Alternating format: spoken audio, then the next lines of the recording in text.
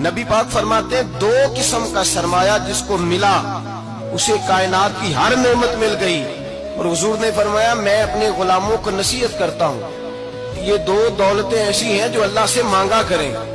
صبح و شام رب کریم سے ان 2 پیسوں کا سرمایے کا اس خزانے کا سوال کریں.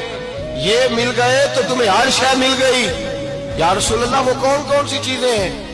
فرمایا ایک جس شخص کو اللہ نے معاف کرنے کی دولت عطا کر دی، جو معاف کرنے لگ گیا، جس کی طبیعت میں درگزر آ گیا، جو معاف کرنے لگا، غلطیاں معاف کرنے لگا، جس کو ایک دولت یہ مل گئی.